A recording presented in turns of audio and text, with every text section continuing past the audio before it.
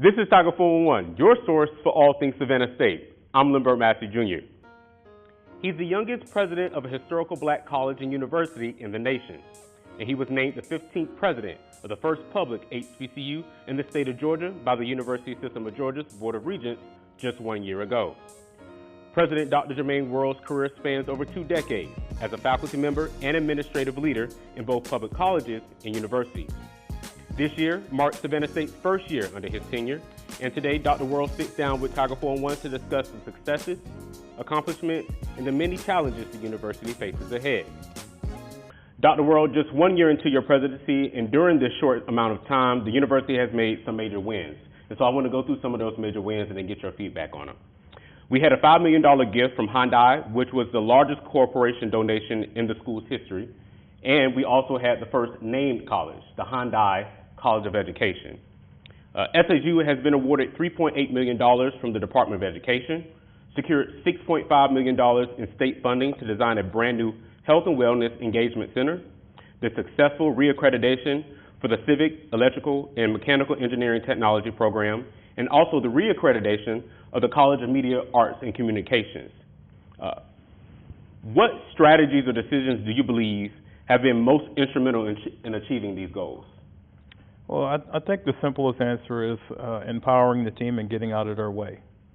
All those accolades are really team recognitions, whether it's the accreditation, that's the faculty and the staff that do the work with the students. The fundraising, that's a team sport. Advancement, my office, and other members of the university, it takes a collective to make anything happen. So I don't think any of those has a singular honor. Of course, I get credit for it, but honestly, it's really the university community. And so I'm thankful just to be a part of that and really to be the shepherd behind it to make those things happen. But we've had a phenomenal year. Okay. For those who believe that prior experience leading a four-year institution or serving within an HBCU environment was essential for this role, how would you respond, and what aspects of your background demonstrates your readiness to lead Savannah State University effectively as Georgia's first public historical black college and university? Yeah, I think the work speaks for itself, things you just talked about, the things we were able to accomplish collectively. My background is pretty varied. I think I'm one of the most unique individuals in higher ed. Started off at a university in alumni relations, went to faculty on tenure track and university system, did adult education, did continuing ed, community college, university, taught. So I have a pretty unique skill set to have gone through several systems between 2 states. And then my last 2 institutions were relatively large. I mean, in Augusta, we had 12,000 students. Greenville, we had 20,000. So this is actually my smallest institution that I've worked with in the last 8 years or so. But I think all of those, opportunities, I was able to bring what I learned there and bring it to Savannah State, really to, number one, to show the strength that's already here, but to build off of that. We have a ton of potential, and I want to continue to work with the team to make those things happen. Okay. When you became the president of Savannah State, you embarked on a listening tour. That tour allowed you to speak with faculty, students, community leaders, and business executives. What did you gain from that tour? A lot of pride. I was inspired, to be honest. People absolutely love this institution, great stories of how it transformed their lives. And from the business community, a hunger to do more. They want to reach out to Savannah State. They want to be a part of our network. They want our graduates. They want our alumni. They want to be plugged in. That was made very, very loud and clear, and that's really within our strategic plan. We have that community relations piece because the community was very, very adamant that Savannah State is the city's university, and we have to be a part of all things happening within the region. So I think that's where we're working towards. I think we got a lot more opportunities in front of us. Students have voiced frustrations about poor living conditions that were never really adequately addressed by previous administrations. Dorms and apartments without proper heating and air conditioning, pipes bursting during extreme weather events, and flooding in residence halls during prolonged heavy rain. Now, you've addressed some of this during your capital projects here on campus. Could you speak to the status of those projects?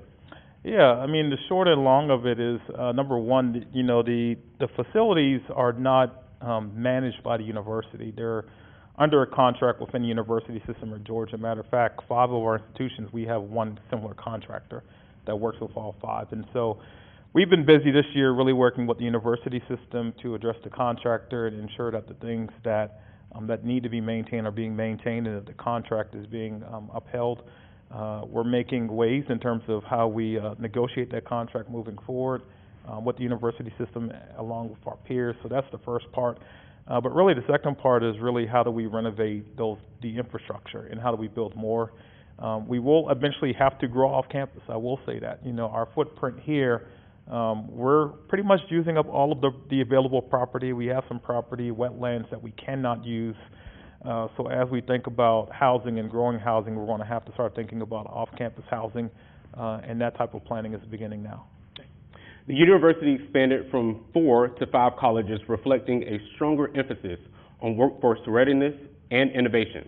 The College of Business Administration, the College of Education, the College of Engineering, Technology, and Computing, making SSU the first HBCU in the state of Georgia to have such a college, and then also the College of Science and Humanities and the College of Media, Arts, and Communications.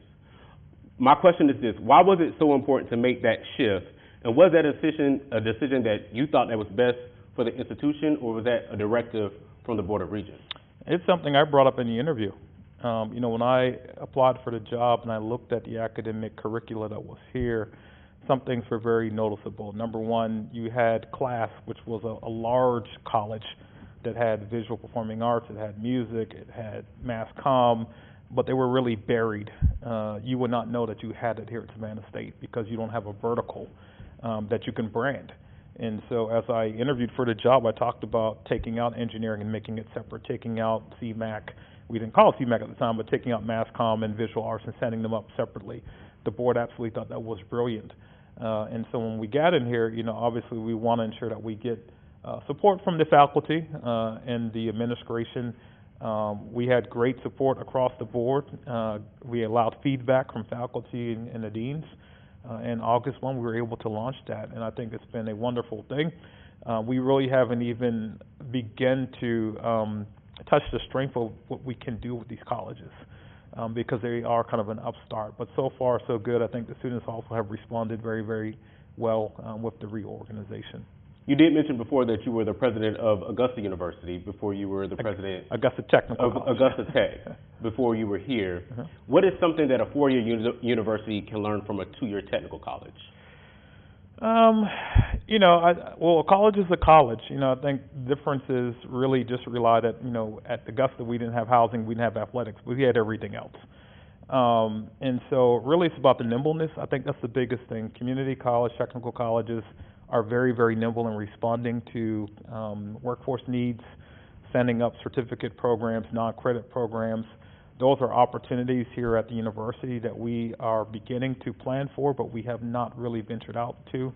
But they're significant because you can train more individuals who are not just looking for a degree, and also they're revenue generating. So we did that very, very well at Augusta, and like I said, we served almost 10,000 people just doing that, not even degree seeking. So I'm excited about the future of that. I think that's something that we can bring here and grow Savannah State. Over the past year, the Chancellor of the Board of Regents has shown a notable investment in Savannah State University. Would you characterize that as a reflection of the University System of Georgia's commitment to an HBCU, or more as a demonstration of the professional relationship between you and the Chancellor? Both.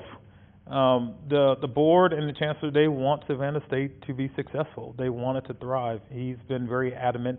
And personally, I would have not taken the job unless I had that level of security from him and the board. They believe Savannah State is a jewel. They believe it should be world-renowned, it should be nationally recognized, and should be a top 25, in his words, a top 10. So we got great support from the Board of Regents, and we want to continue to leverage that relationship. I would push back on that a little bit and argue, because I've been here for a few years, and I've seen Georgia Southern grow in a massive way. Sure. In 2018, Armstrong University was merged within Georgia Southern, and just recently, East College was merged of the Georgia Southern. That's a lot of landscape that they have within this region. Do you feel like we're being overlooked? And then how do we make ourselves that big of a university within that region as well? Intentionality and strategic planning. So we got plans. When I talked about SSU 2.0, it's about growing the university. Believe me, we have some plans, and we're positioning those plans for growth. So we will get there. It won't come overnight, but more importantly, we have to be intentional, we have to be thoughtful, we have to be very connected to the workforce. As long as there's workforce connectivity to what we're attempting to do, we will be fine. But again, it's really positioning the university, again, reorging what we did with academics, positioning ourselves with academic programs, working on doctorates. So those things will come, and the footprint will have to come with it. Would you agree with the perspective that we are behind the curve and that you are doing so much because previous administrations did so little? No, I never would say that. I think, ultimately, every administration will do what they can do in the time that they're sitting in the seat. My goal is to build on that. I think we've had incredible leaders that have come in the past. They were able to put forth what they can do, and I'm here to make it even better. So you attended SSU Day, your first SSU Day on the Capitol, probably about a month ago. It was your first time representing Savannah State.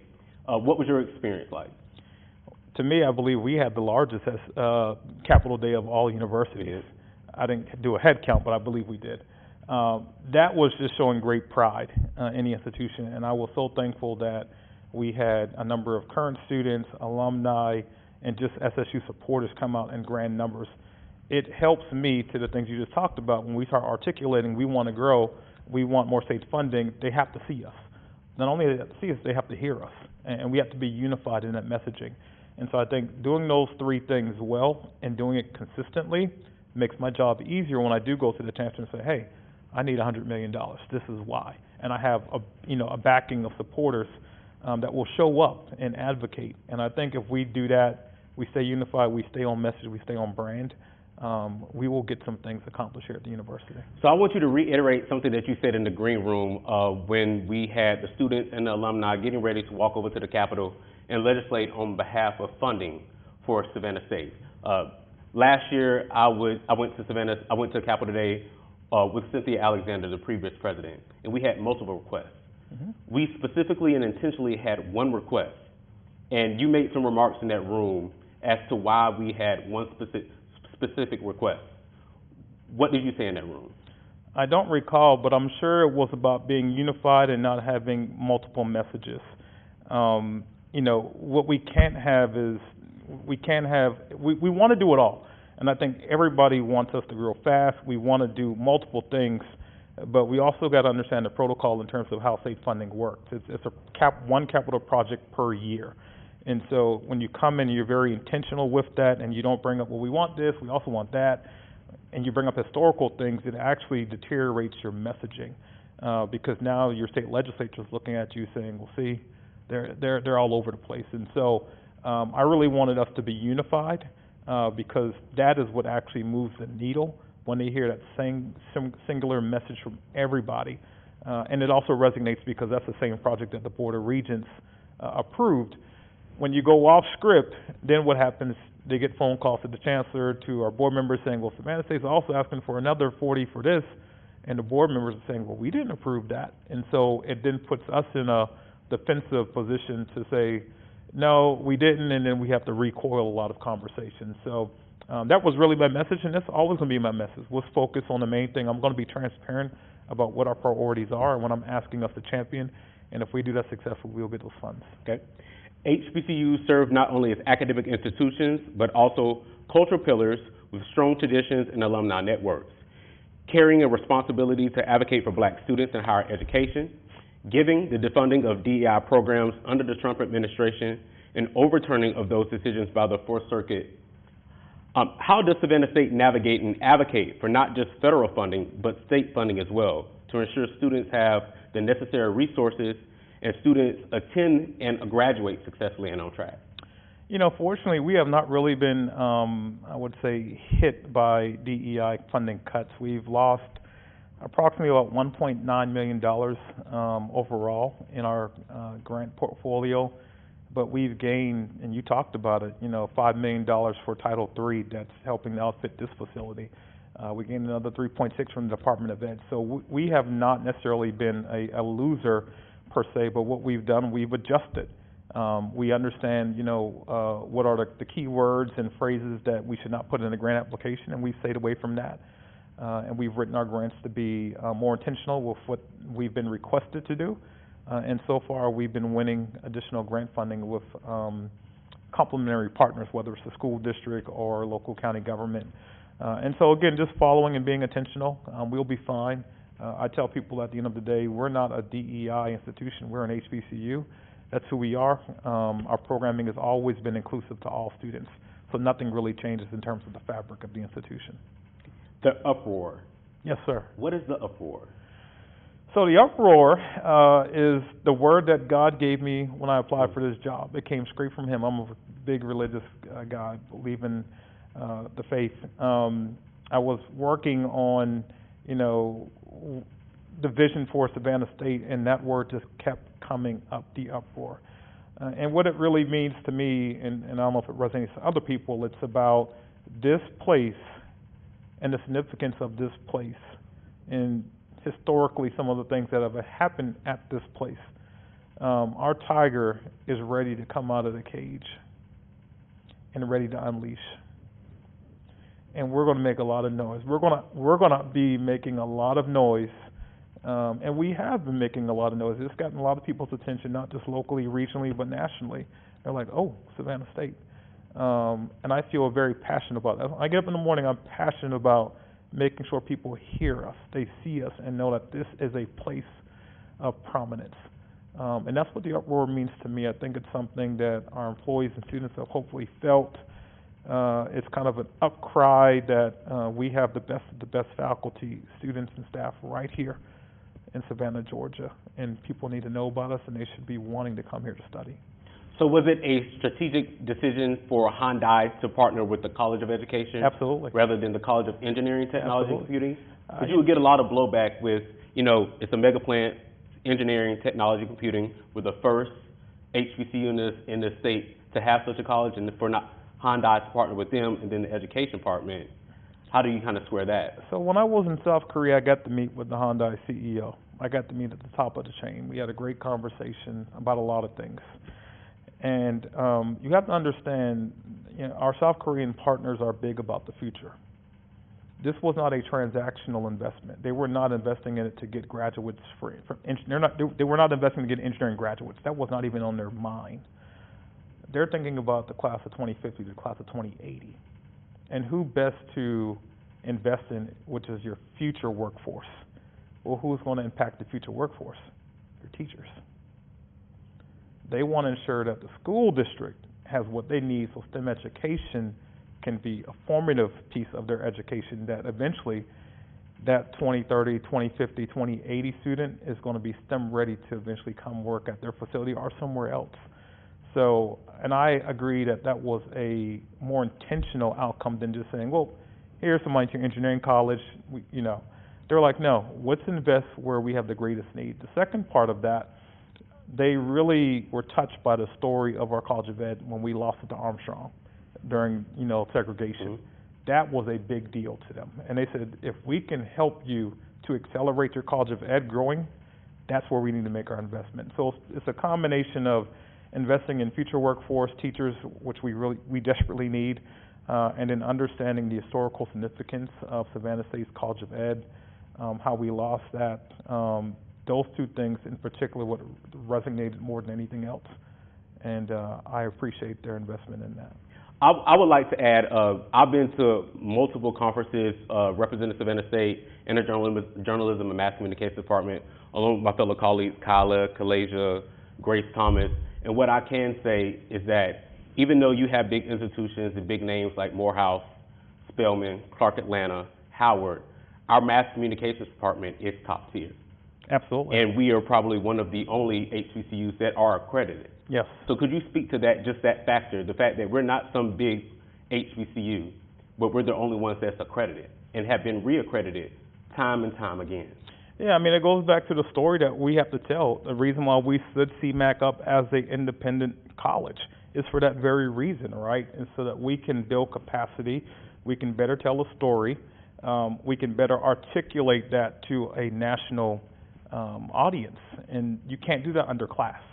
it would be difficult to do it underclass. And so I'm excited about the future projections of where we're heading because, again, the new construct has allowed us to better position ourselves to tell that story, to better market, to better highlight the programs, and really to tell a story of you, your peers, and our alumnus. We have a phenomenal story to tell here at Savannah State. And the more people are uncovering that, the more exciting they're getting, and more importantly, they're bringing people to the table to want to partner. April 1st will mark 1 year. What have you been most inspired by, not just the faculty, students, and the staff? What has really driven you to continue to push forward and represent Savannah State? To me, it's always future looking. I can see it. I can see where this university is going to be in the next 3 years. 3 years? Yes, 3 to 5 years. It's going to look very different. It's going to look very different. I mean, just the physical landscape. You know, we're working on the new Wilcox-Wiley gym, which will be across the street. We just got approved for a new physical plant. 12,000 square feet will be built in the old Bostic Hall facility. Will be ready April 2027. We got some stadium upgrades that we're going to be making. You know, so when you know what's coming and you know funding that you have and you know how it's going to change the landscape, the King Fraser renovation, the physical infrastructure is going to look fantastic. And then you talk about the programming, right? So we're talking about doctorate programs, new master's programs, bachelor's degree programs, our coastal center in downtown. There's so much stuff. And so for me, it's like when we're able to get these things to full fruition, that's the excitement. You can't see it right now because we're building it, but once you start seeing things unfold and develop, then it's like, oh yeah, we're coming. Like I can feel the progress and the excitement behind that. So that's ultimately, you know, what I'm most encouraged about every day, outside of just spending time with students and employees. Is there a message that you want to give directly to faculty and staff? Yeah, I think the biggest message I would say to faculty and staff is that you all are, you're the linchpin, ultimately. Everybody has goals, we got dreams, but you are the folks that are going to have to make it happen. No one else is going to be able to do that. We're here to serve our students, number one, our students, number two, students, number three, and the greater community and our alumni. And so our faculty and staff buying into the vision, bringing in new ideas, helping us to implement and execute, that's what we're here to do. And I need them.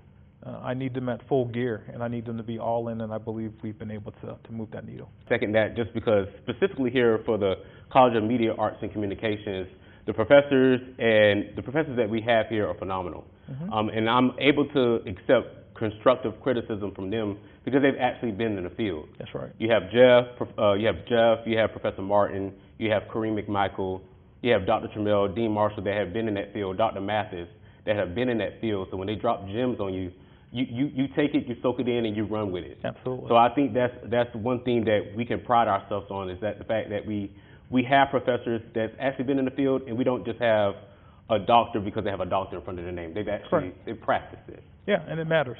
Yeah. Is there anything specifically that you would say to the students of Savannah State? Short is, I love the students here. That's the heart of the institution. If students aren't here, there is no university, period. I really appreciate the students, number one, advocacy, their voice, participation, your engagement. That's what's thrilling. And as much time I get to spend with them, that means I'm not in a meeting, so I love it even more. But the great thing is we have such great creative minds. We have entrepreneurs here. We have inventors here. We have some of the best scientists here. We have some of the best social scientists individuals here. We have great teachers here. And as I get out into, we were in Texas, we were just in D.C., my excitement is we have world-class alums, too, that want to connect with the students. And so there's so much I can say about students. The short is, that's why I'm here, point blank. And I'm very serious about that. This job is tough, but what makes me keep going is folks like you. Getting up and making sure that you're successful, making sure that you're getting a great education and a great job when you leave here. And so thank you for what you all do, and more importantly, thank you for selecting Savannah State. And I mean that wholeheartedly. You all have a lot of choices. You could transfer somewhere, you can leave, you can go anywhere. You choosing to be here is a privilege for us to work with you all. Well, Dr. Whirl, I want to thank you for sitting down and talking to Tiger411. We greatly appreciate it. You're coming up on 1 year here at Savannah State, and you've already done a lot, so we can't wait to see what the future holds for the university. Well, and shout out to CMAC. You all got it going on. That's all I'm going to say. Yes, we do. Yes, we do. Guys, we want to thank you for tuning in to this episode of Tiger411, your source for all things Savannah State. I'm Lindbergh Massey Jr. Have a good day.